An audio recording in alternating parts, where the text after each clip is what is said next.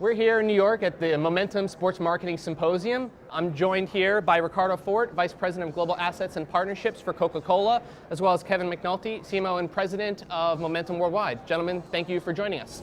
You're welcome. Pleasure. So when I say fans first, what does that mean to you? Using what you have in terms of partnerships to tell stories that make sense for that moment, creating experiences that are special for people. And for me, it's about the passion. It's the passion that's created around the sport is all fan-based. And unless we tap into that, then we're not doing our job as marketers or brands. And there was a comment earlier about fans create the sport. The sport doesn't create the fan. I think getting a handle on that in all that we do is what's really important.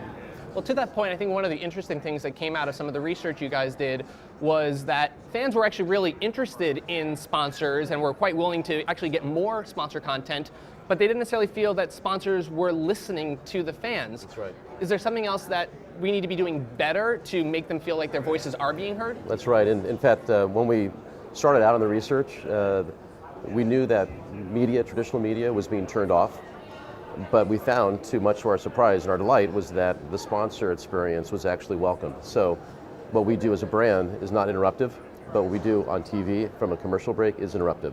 So the fan does not want to see the same brand message on TV during their passion sport that they're following, but rather they don't mind that brand participating in the sport in a different capacity, such as an experience or a sponsor event. So with that knowledge, how do we focus more on what we do with the sponsorship? It's not just about a media buy, because that's interruptive. Actually, what do you do where you can engage fans, bring them in, give them something unique about what they love, which is their team or their athlete? And that's what we're really focusing on. And I think that on that point, fans welcome sponsors that can insert themselves in situations and in events in a way that makes sense for them. It's not about the sponsor, it has to be about the fan himself.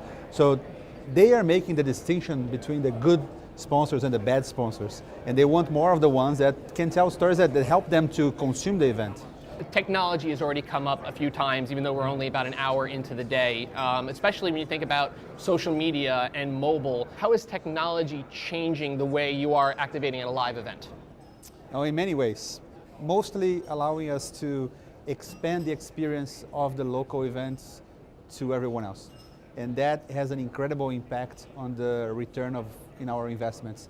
If we manage to increase the level of engagement of people that are not attending the events by 5%, it's going to be a big win for us. They're going to consume the events differently, they're going to value more the brand, they're going to value more the things that we can do for them. And we serve as a facilitator for them to get closer to what they love in a way that other brands can't, other media can't.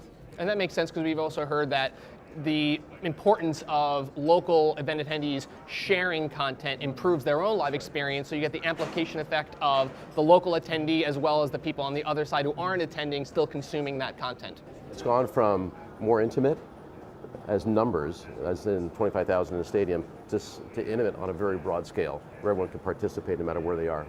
Thank you, gentlemen. Really appreciate your time this afternoon.